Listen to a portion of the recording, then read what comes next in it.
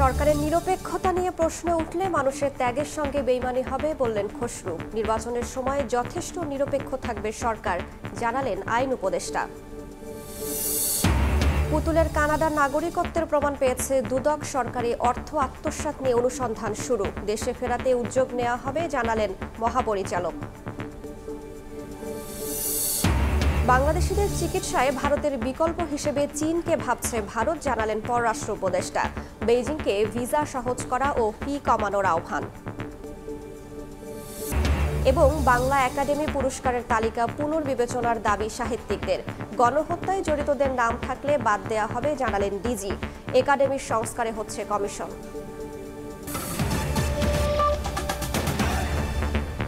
সংবাদের সঙ্গে আছি আমি রাইসা জান্নাত। অন্তর্বর্তী সরকারের নিরপেক্ষতা নিয়ে প্রশ্ন উঠলে শহীদদের রক্তের সঙ্গে বেইমানি করা হবে বলে মন্তব্য করেছেন বিএনপির স্থায়ী কমিটির সদস্য আমির খসরু মাহমুদ চৌধুরী। সকালে জাতীয় প্রেস ক্লাবে এক আলোচনা সভায় যোগ দিয়ে কথা বলেন তিনি।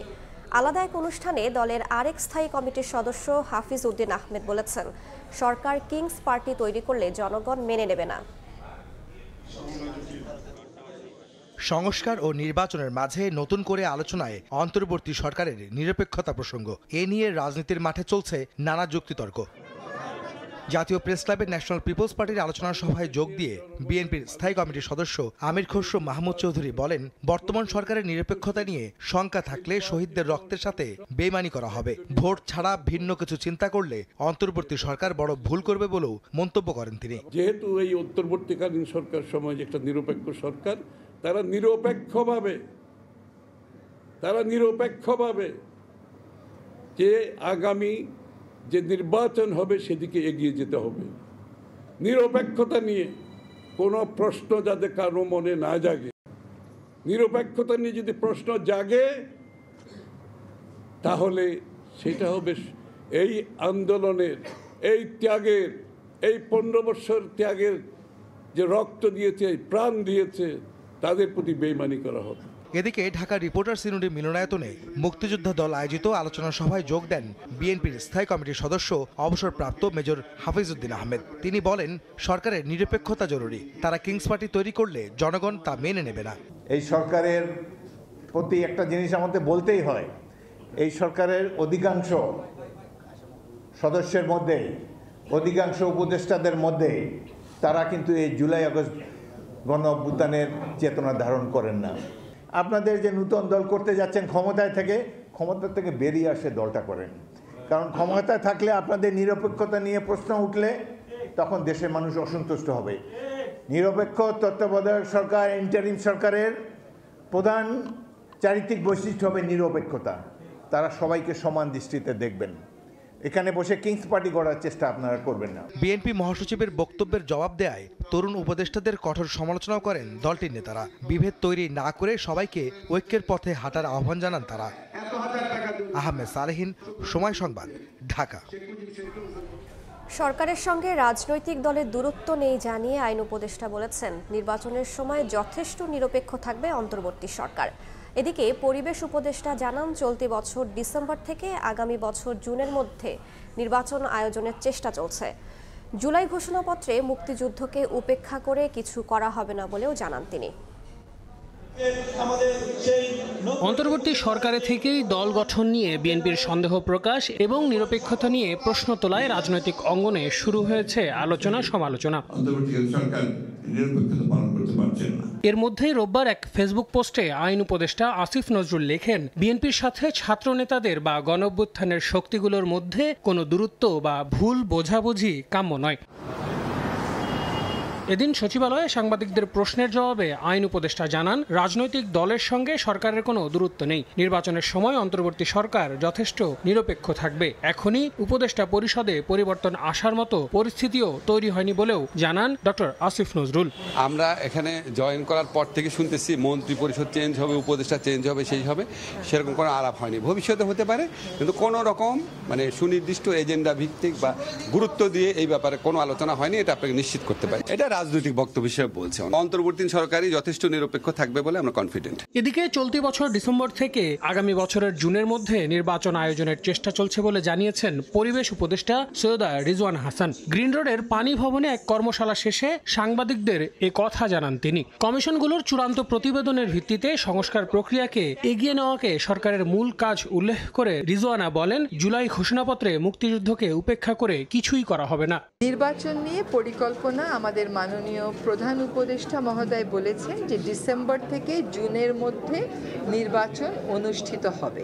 সংস্কার হওয়ার যে প্রক্রিয়াটা, সেই প্রক্রিয়াটা উপরে জোর দিতে হবে। সেই প্রক্রিয়াটা যেন স্বচ্ছ হয়, এটা যেন অন্তর্ভুক্তিমূলক হয়, এটা যেন সকলকে জানিয়ে হয়। সেটা যখন নিশ্চিত করা যাবে, দেখবেন এই অনেকগুলো প্রশ্নেরই কিন্তু উত্তর পাওয়া যাবে। এর বাইরেও নির্বাচনে আওয়ামী লীগ অংশ নেবে কি নেবে না তা সরকার নয়, বরং একান্তই সেই দলের সিদ্ধান্ত বলেও মন্তব্য করেন পরিবেশ উপদেষ্টা। রাজনীতির মাঠে ফিরবে বা ফিরবে না, সেটা সেই দলের উপর নির্ভর করে। আল আমিন তুষার, সময় সংবাদ, ঢাকা। নির্বাচন ব্যবস্থা সংস্কার কমিশনের বেশ কিছু প্রস্তাবে ইসির স্বাধীনতা খর্ব হতে পারে বলে আশঙ্কা প্রকাশ করেছেন প্রধান নির্বাচন কমিশনার এএমএম নাসির উদ্দিন। সকালে আগারগাঁও নির্বাচন ভবনে RFED টক অনুষ্ঠানে অংশ নিয়ে তিনি কথা জানান। বলেন, ডিসেম্বরে ভোট করতে হলে অক্টোবরের আগেই সংস্কারের সব কাজ শেষ করতে হবে। এদিকে রংপুরে এক অনুষ্ঠানে নির্বাচন কমিশনার আবুল ফজল মোহাম্মদ সানাউল্লাহ বলেছেন, হারানো নির্বাচনী ব্যবস্থা ফিরিয়ে আনা এবারের ভোটে প্রধান চ্যালেঞ্জ। রোববার সকালে আগারগাঁ নির্বাচন ভবনে নির্বাচন কমিশন বিটে কর্মরত সাংবাদিকদের সংগঠন RFED আয়োজিত অনুষ্ঠানে অংশ নেন প্রধান নির্বাচন কমিশনার এএমএম নাসির উদ্দিন। চলমান সংস্কার, সীমানা পুনর্নির্ধারণ, নতুন দল নিবন্ধন সহ নানা বিষয়ে প্রশ্নের জবাব দেন তিনি। ভোটার রেজিস্ট্রেশন পারপাসে বাড়ি বাড়ি গিয়ে কাজ করতে সারা দেশে নির্বাচন ব্যবস্থাকে ঢেলে সাজাতে সংস্কার কমিশনের সুপারিশের বেশ কয়েকটি দিক তুলে ধরে আপত্তি জানান সিএসি। বলেন, এতে স্বাধীনতা খর্ব হতে পারে ইসির। অনেকগুলো সুপারিশ আছে যেগুলো ইনকর্পোরেট করলে, অ্যাকসেপ্টেড হলে ইলেকশন কমিশনের স্বাধীনতা খর্ব হবে, নো ডাউট অ্যাবাউট ইট। যেমন আমাকে যদি পার্লামেন্টের স্ট্যান্ডিং কমিটির কাছে যেতে হয়, তাহলে আমার স্বাধীনতা থাকবে কোথায়? সিএসি বলেন, ডিসেম্বরে ভোট করতে হলে অক্টোবরের আগেই সংস্কারের সব কাজ শেষ করতে হবে। আইন কানুন বিধি বিধান এগুলা দ্রুত ফিক্স করে আমাকে কাজগুলা সমাধান করে, যাতে অক্টোবরের মধ্যে, যদি মানে ডিসেম্বরে যদি ইলেকশন হতে হয়, আমি সেটাই বলছি, হতে হয়, তাহলে অক্টোবরের মধ্যে যাতে আমি প্রস্তুতি নিতে পারি, সেরকম ব্যবস্থা করতে হবে। আওয়ামী লীগ ভোটে অংশ নিতে পারবে কিনা এমন প্রশ্নের জবাবে সিএসি সাফ উত্তর, এটা রাজনৈতিক সিদ্ধান্ত। এই আওয়ামী লীগ নিয়ে অনেক পলিটিক্যাল ডিবেট চলছে, তো we are also waiting to see how the political debate is going to be resolved. এদিকে রংপুরে আঞ্চলিক নির্বাচন কর্মকর্তার সম্মেলন কক্ষে ত্রয়োদশ জাতীয় সংসদ নির্বাচন সংক্রান্ত মত বিনিময় সভায় নির্বাচন কমিশনার আবুল ফজল মোহাম্মদ সানাউল্লাহ জানান, এবারের নির্বাচনের প্রধান চ্যালেঞ্জ হবে হারানো নির্বাচনী ব্যবস্থা ফিরিয়ে আনা। যে আমাদের সবার ভাবমূর্তি পুনরুদ্ধার করতে হবে এবং সেটার একমাত্র উপায় হচ্ছে সুষ্ঠু নির্বাচন, এবং আমি নিশ্চিত সবাই এটা করতে বদ্ধপরিকর। পলিটিক্যাল গভর্নমেন্টের কোনো প্রভাবও নাই, ভবিষ্যতে ইনশাল্লাহ থাকবে না। আর বর্তমান নির্বাচন কমিশনের অধীনে যা যা করা প্রয়োজন তাই করা হবে, যাতে করে সবাই সমভাবে সবার দিকে তাকান। বিগত সময়ে প্রিজাইডিং ও পোলিং অফিসাররা ঠিকভাবে কাজ করতে পারেনি দাবি করে তিনি জানান, এবার দায়িত্ব দেয়া হবে নিরপেক্ষদের। কাউসারা চৌধুরী কুমু, সময় সংবাদ, ঢাকা। সমসাময়িক বিভিন্ন ইস্যুতে রাজধানীর ফরেন সার্ভিস একাডেমিতে ব্রিফ করছে প্রধান উপদেষ্টার প্রেস উইং। সরাসরি চলে যাচ্ছি সেখানে।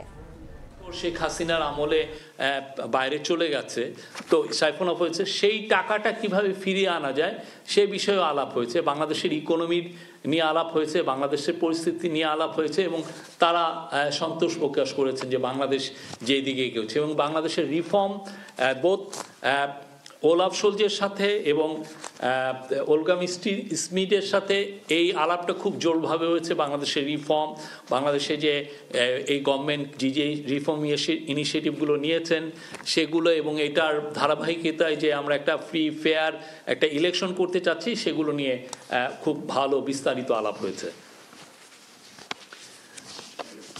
এছাড়া ফিনল্যান্ডের প্রেসিডেন্ট আলেকজান্ডার স্ট্যাবের সাথে খুব ভালো আলোচনা হয়েছে। তো এখানে বাংলাদেশের পরিস্থিতি ছাড়াও গ্লোবাল পরিস্থিতি এবং তারা বাংলাদেশের তার এগেন উনিও অকুণ্ঠ সাপোর্ট দিয়েছেন এই ইন্টারিম গভর্নমেন্টকে। এবং এরপরে আলাপ হয়েছে সুইস একজন মিনিস্টার, তার সাথেও খুব ভালো স্টোলেন মানি নিয়ে আলাপ হয়েছে। যে আপনি জানেন সুইজারল্যান্ডে তো অনেক যেগুলো সাইফন অফ মানি, যেগুলো মানি পাচার হয়ে যায়, তার একটা অংশ সুইজারল্যান্ডেও যায়। হ্যাঁ, তো সেই জন্য সুইজারল্যান্ডের সাথেও আমাদের একটা বিস্তারিত আলাপ হয়েছে এবং উনি জানিয়েছেন যে উনি বাংলাদেশে আসবেন। সুইজারল্যান্ডের মিনিস্টার ইগনাসিও কারাস উনি বলেছেন যে উনি বাংলাদেশে আসবেন। উনি অনেক আগে 10-15 বছর আগে বাংলাদেশে এসেছিলেন এবং এই এই 4 জনের সাথেই বাংলাদেশের বিজনেস এবং ইনভেস্টমেন্ট, বাংলাদেশ যে এখন ওপেন ফর বিজনেস এবং বাংলাদেশ যেন ইনভেস্টমেন্টের যেটা একটা সুবর্ণ সুযোগ অপরচুনিটি তৈরি হয়েছে ইন্টারিম গভর্নমেন্ট আসার পরে, সেটা জানানো হয়েছে এবং তারা তাদের ইন্টারেস্টটা এক্সপ্রেস করেছেন যে বাংলাদেশে তারা তাদের ইনভেস্টররা বাংলাদেশে ইনভেস্ট করতে আসবেন। আর এর সাথে দ্বিতীয় একটা ব্রডার থিমে ছিল আসিয়ান কান্ট্রিগুলোর সাথে, এটা হচ্ছে ইউরোপিয়ানদের সাথে। ইউরোপের আর একটা বড় মিটিং ছিল ইসিবির প্রেসিডেন্ট ক্রিস্টিয়ান লাগার্ডের সাথে। আপনি জানেন ক্রিস্টিয়ান লাগার্ড খুব ইউরোপে খুব নামকরা একটা ব্যক্তিত্ব। উনি IMF এর পরপর 2 বার প্রেসিডেন্ট ছিলেন, IMF এর চিফ ছিলেন, MD ছিলেন এবং উনি পুরো ইউরোপে খুবই সুনামধন্য একজন ব্যক্তিত্ব।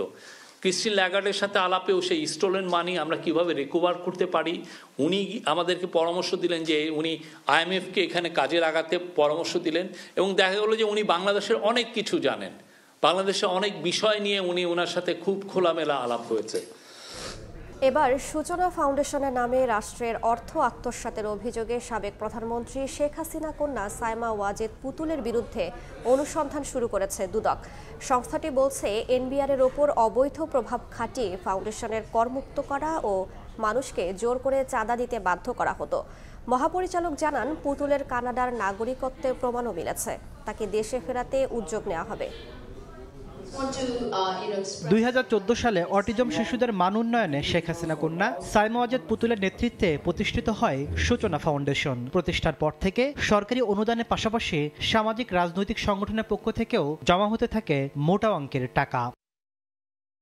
দুদক বলছে ক্ষমতার প্রভাব খাটিয়ে জোরপূর্বক ফাউন্ডেশনের সদস্য করা ও অনুদান দিতে বাধ্য করেন পুতুল। এমনকি প্রতিষ্ঠানে অনুকূলে দান করা অর্থের উপর বছরের পর বছর আয়কর মওকুফ করে জাতীয় রাজস্ব বোর্ড। এভাবে রাষ্ট্রের টাকা লোপাট করেন শেখ হাসিনা কন্যা।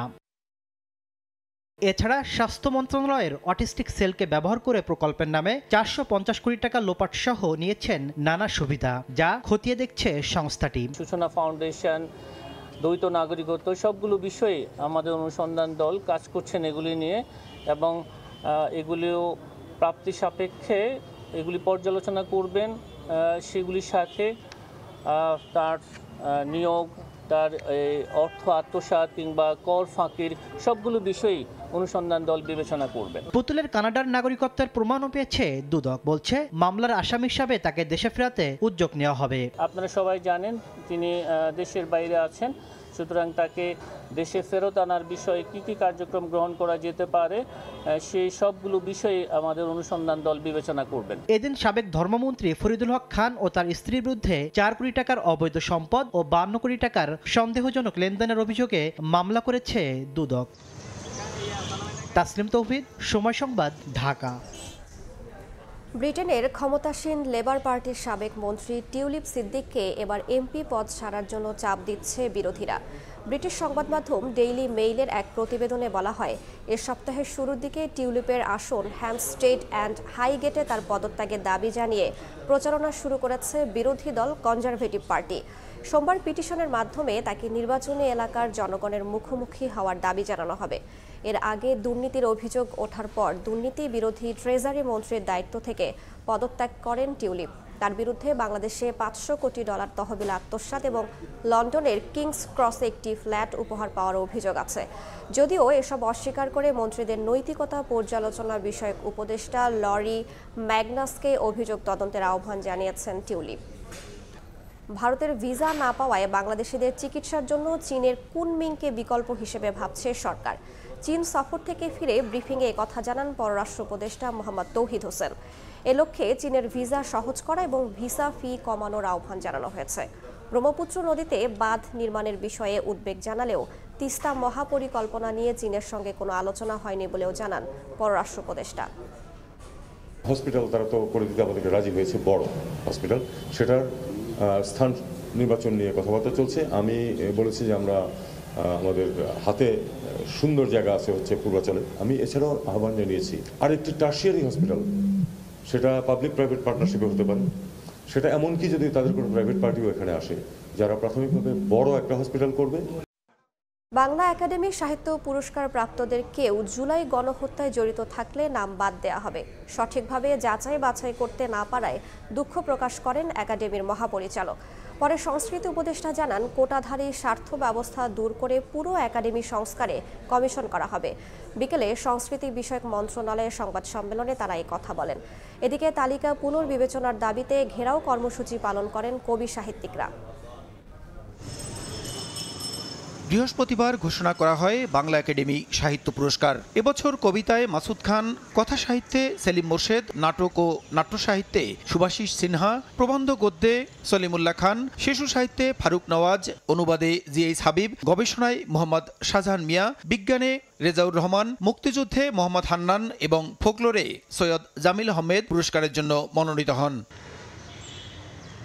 মনোনীতদের নাম ঘোষণার পর শুরু হয় তুমুল আলোচনা সমালোচনা। মনোনীত একাধিক ব্যক্তির বিগত সরকারের সময়ে বিতর্কিত ভূমিকা নিয়ে প্রশ্ন তোলেন অনেকে। এছাড়া এবার কোনো নারীকে মনোনীত না করায়ও সমালোচনা চলে বিভিন্ন মহলে। এ অবস্থায় ঘোষণার দুদিনের মাথায় সাময়িকভাবে স্থগিত করা হয় বাংলা একাডেমি সাহিত্য পুরস্কার। সংস্কৃতি বিষয়ক উপদেষ্টা নিজের ভেরিফাইড ফেসবুক অ্যাকাউন্টে এই তথ্য জানান। রোববার সকালে বাংলা একাডেমির সংস্কার, ফেসিবাদীদের অপসারণ ও পুরস্কার কেলেঙ্কারিতে জড়িতদের শাস্তির দাবিতে ঘেরাও কর্মসূচি পালিত হয়েছে। একাডেমির মূল ফটকের সামনে জড়ো হয়ে বিক্ষুব্ধ কবি লেখকরা জানান, পুরস্কারের তালিকায় ফেসিবাদী সরকারের দোসররা রয়েছেন, অথচ জুলাই অভ্যুত্থানে ভূমিকা রাখা কবি সাহিত্যিকরা নেই সেই তালিকায়। এরপর বিকেলে সংস্কৃতি বিষয়ক মন্ত্রণালয়ে আয়োজিত সংবাদ সম্মেলনে বাংলা একাডেমির মহাপরিচালক বলেন, পুরস্কার প্রাপ্তদের কেউ জুলাই গণহত্যায় জড়িত থাকলে বাদ দেওয়া হবে। পুরস্কার প্রাপ্তদের নাম ঘোষণার আগে সঠিকভাবে যাচাই বাছাই করতে না পারায় দুঃখ প্রকাশ করেন তিনি। তালিকাটি রিভিউ করব। প্রধানত গত গণহত্যা এবং জনবিরোধী রাজনীতির সঙ্গে যদি কারো সরাসরি সংশ্লিষ্টতার কোনো প্রমাণ পাই তাহলে নিশ্চয়ই আমরা সেটা বাতিল করব। এ নিয়ে কথা বলেছেন সংস্কৃতি উপদেষ্টাও। জানান, কোটারি স্বার্থ ব্যবস্থা দূর করে পুরো একাডেমি সংস্কারের ব্যবস্থা নেওয়া হবে। বাংলা একাডেমি পুরস্কার প্রদানের যে প্রক্রিয়াটা, এটাই অদ্ভুত একটা প্রক্রিয়া।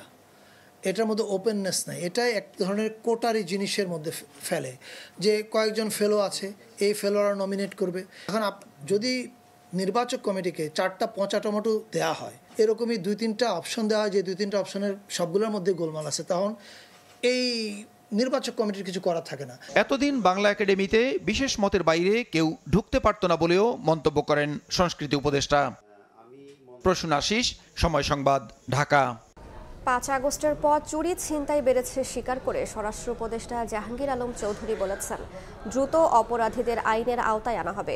সকালে কেরানীগঞ্জে ঢাকা কেন্দ্রীয় কারাগারে জরুরি সেবা উদ্বোধন শেষে স্বরাষ্ট্র উপদেষ্টা জানান, যেসব শীর্ষ সন্ত্রাসীরা জামিনে বাইরে আছে তাদের আবার আইনের আওতায় আনা হবে।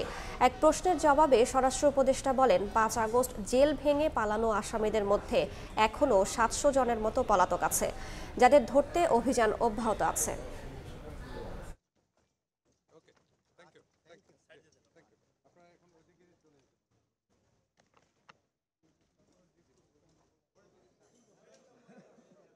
এটার মাধ্যমে যে কোনো বন্দির আত্মীয় স্বজন এই সংবাদগুলি নিতে পারবেন। এই হটলাইনটা সবসময় খোলা থাকবে।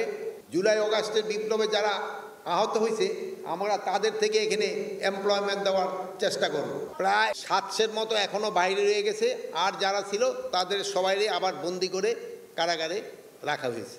ছিনতাই চাঁদাবাজি হচ্ছে এবং যারা করতেছে তারা ধরাও পড়তেছে, আবার ছাড়া পাওয়ার পরে আবার তারাও আবার এর ভিতরে করতেছে। এটা সত্যি কথা। তা আমরা চেষ্টা করতেছি এটা যে যতভাবে হোক কমায় আনার জন্য। জনগণের কষ্ট হচ্ছে স্বীকার করে অর্থ উপদেষ্টা সালেহউদ্দিন আহমেদ বলেছেন, অনেক সংস্কারের কথা শোনা গেলেও সবার আগে অর্থনৈতিক সংস্কার করতে হবে। সকালে আন্তর্জাতিক কাস্টমস দিবস উপলক্ষে রাজধানীর আগারগাঁওয়ে জাতীয় রাজস্ব বোর্ড ভবনে আয়োজিত অনুষ্ঠানে তিনি এসব কথা বলেন। এ সময় তিনি বলেন, সব জিনিসপত্রের দাম একত্রে বাড়বে না, আবার কমবেও না। বাজার স্থিতিশীলতার জন্য তিনি সাংবাদিকদের সহায়তা চেয়েছেন। উপদেষ্টা বলেন, সরকার যৌক্তিকভাবে রাজস্ব আয়ের বিপরীতে যৌক্তিক ব্যয় করবে। এ সময় তিনি ব্যবসায়ীদের কর সংক্রান্ত হয়রানি বন্ধে আশ্বস্ত করেন। সামাজিক সুরক্ষার প্রত নিয়ে যতটুকু আপনাদের দেনা থাকে সেটা আপনারা পরিশোধ করুন, এবং সেই সঙ্গে আমরা আশ্বস্ত করি যে দেনা পরিশোধ করতে গেলে কোনো রকম আমরা বেআইনি বা অযৌক্তিক কোনো চাহিদা আপনাদের করা হবে না।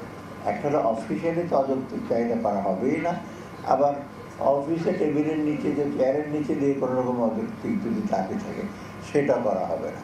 অর্থাৎ এই দুইটা ইনশিওর করলে আমি আশা করি ব্যবসায়ীকে সহযোগিতা করবেন।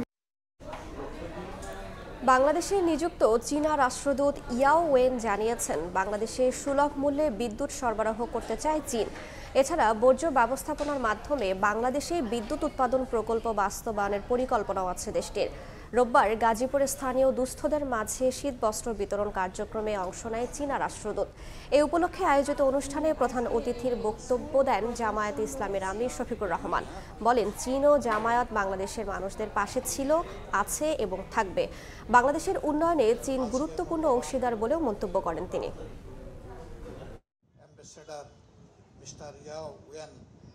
গুরুত্বপূর্ণ অংশীদার। বাংলাদেশের উন্নয়নে চীন আমাদের অতি গুরুত্বপূর্ণ অংশীদার। আমরা চাই যে চীনের সাথে আমাদের ভাষাগত এই বন্ধন আরও সুদৃঢ় হবে, তাহলে আমাদের হৃদয়ের বন্ধনও আরও সুদৃঢ় হবে। চায়নার সরকার ইতিমধ্যেই বাংলাদেশে অনেকগুলা কল্যাণমূলক কাজের পদক্ষেপ নিয়েছেন। আমরা আশা করব চাইনিজ ভাষা শিক্ষার একটা উচ্চতর একাডেমি তারা এখানে গড়ে তুলবেন। যাত্রীদের নাম, পাসপোর্ট ও ভিসা ছাড়া বাল্ক টিকিট বিক্রি ও মজুতের কারণে ফ্লাইটের ভাড়া বেড়ে যাচ্ছে 2 থেকে 3 গুণ।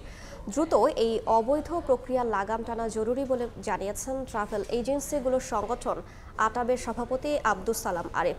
রাজধানীর একটি হোটেলে সংবাদ সম্মেলনে আটাব সভাপতি বলেন, বেশি লাভের আশায় এয়ারলাইন্সগুলো জনগণের ভোগান্তির কথা ভাবছে না। আগামী ফেব্রুয়ারি ও মার্চের বেশিরভাগ টিকিট কিভাবে ব্লক হলো সে প্রশ্নও তোলেন তিনি। অভিযোগ করেন, এয়ার টিকিট বিক্রির প্রক্রিয়ার মধ্যেই ঘাপলা আছে। এ সংকট সমাধানের দায়িত্ব সরকার ও ক্যাবের। শ্রমিক ও ওমরা যাত্রীদের এয়ারলাইন্স মাত্র 28,000 টাকা, মার্চ মাসে 34,760 টাকা, ফেব্রুয়ারি মাসে রিয়ালের পথে ভাড়া অনেক বেশি। শ্রমিক ছাড়পত্র নিয়ে বৈধভাবে বিভিন্ন দেশে ফেব্রুয়ারি মাস, মার্চ মাস সব এয়ারলাইন্স এইভাবে ব্লক করে ফেলেছে। এই যে ব্লক করে ফেললো উইদাউট পাসপোর্ট, উইদাউট ডকুমেন্টস, কিসের বেসিসে তারা করলো? আপনি 10% বাড়াইতে পারেন, 20% বাড়াইতে পারেন, কিন্তু 300%, 400% বাড়াবেন, এইটা তো একেবারেই গ্রহণযোগ্য না। যেই বিক্রয় পলিসিতে এয়ারলাইন্স গুলো চলতেছে সেই পলিসির ভিতরেই ঘাপলা। সেই পলিসিটাকে কারেকশন করার দায়িত্ব হচ্ছে ক্যাবের বা সরকারের। গ্রিনল্যান্ড কিনতে ডেনমার্কের প্রধানমন্ত্রীকে টেলিফোনে হুমকি দিয়েছেন যুক্তরাষ্ট্রের প্রেসিডেন্ট ডোনাল্ড ট্রাম্প। বেশ কয়েকজন ইউরোপীয় কর্মকর্তার বরাত দিয়ে এমন খবর প্রকাশ করেছে ফিনান্সিয়াল টাইমস। কেন গ্রিনল্যান্ড বিক্রি করা হবে না সে বিষয়েও জেরা করেন ট্রাম্প। মার্কিন প্রেসিডেন্ট হিসেবে নির্বাচিত হওয়ার পর থেকেই গ্রিনল্যান্ড কিনে নেওয়ার হুঙ্কার দিয়ে আসছিলেন ডোনাল্ড ট্রাম্প। এবার গ্রিনল্যান্ডের মালিকানা নেওয়ার জন্য ডেনমার্কের প্রধানমন্ত্রীকে হুমকি দিয়েছেন মার্কিন প্রেসিডেন্ট। বর্তমান ও সাবেক ইউরোপীয় কর্মকর্তাদের বরাত দিয়ে এমন চাঞ্চল্যকর খবর প্রকাশ করেছে ব্রিটিশ সংবাদ মাধ্যম ফিনান্সিয়াল টাইমস। প্রতিবেদনে বলা হয়, ট্রাম্প ফোনে ডেনমার্কের প্রধানমন্ত্রীর সঙ্গে জোর জবরদস্তি করেন। কেন তিনি গ্রিনল্যান্ডকে বিক্রি করবেন না সে ব্যাপারে তাকে জেরা করেন। গ্রিনল্যান্ডের মালিকানার ইচ্ছা ছাড়াও ক্ষমতায় বসেই বেশ কিছু কঠোর সিদ্ধান্ত নিয়েছেন ট্রাম্প। এর মধ্যে বিশ্ব স্বাস্থ্য সংস্থার সদস্যপদ প্রত্যাহার করে নেন তিনি। তবে শনিবার লাস ভেগাসে এক র্যালিতে পুনরায় WHO-তে যোগ দেওয়ার সম্ভাবনার কথা জানান তিনি। এই সময় তিনি জানান, এই সংস্থায় 32 কোটি জনগণের দেশ যুক্তরাষ্ট্র $50 কোটি অনুদান দিচ্ছে, আর 140 কোটি জনগণের দেশ চীন মাত্র $3.90 কোটি অনুদান দিচ্ছে। লাস ভেগাসের নির্বাচনের র্যালিতে যুক্তরাষ্ট্রে $1 লাখ কোটি বিনিয়োগের জন্য সৌদি আরবের প্রতি আহ্বান জানান ট্রাম্প। এর আগে ওয়াশিংটনে $60,000 কোটি বিনিয়োগের আশ্বাস দেয় রিয়াদ। সৌদি আরবের চেয়ে বহুগুণে বেশি তরল স্বর্ণ যুক্তরাষ্ট্রে আছে বলে দাবি ট্রাম্প। সৌদি আরবের মজুদে প্রচুর তরল স্বর্ণ আছে, আমাদের আরো বেশি আছে। আমাদের কাছে সৌদি আরবের চেয়ে বেশি আছে, অন্য যে কোনো দেশের চেয়ে আমরা অনেক বেশি পেয়েছি, তবে পরিবেশের কারণে এটি ব্যবহার করি না। এদিকে কোনো নোটিশ ছাড়াই গভীর রাতে কমপক্ষে 15 জন স্বাধীন পরিদর্শক জেনারেলকে বরখাস্ত করেন ট্রাম্প। এই সিদ্ধান্ত যুক্তরাষ্ট্রের আইনের লঙ্ঘন বলে দাবি করছেন বিশেষজ্ঞরা। কেননা আইন অনুযায়ী সিনেট অনুমোদিত কোনো পরিদর্শক জেনারেলকে বরখাস্ত করার আগে কংগ্রেসকে 30 দিনের নোটিশ দিতে হবে। মালিহা সুহরাওয়ার্দী, সময় সংবাদ।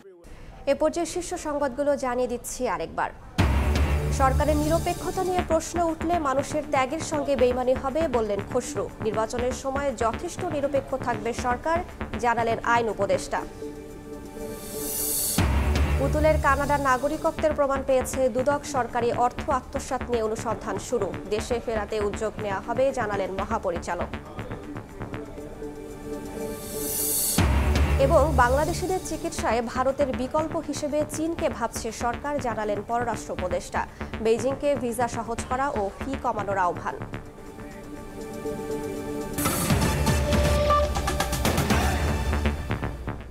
এই ছিল সময় সংবাদের, সঙ্গেই থাকুন সময়ের।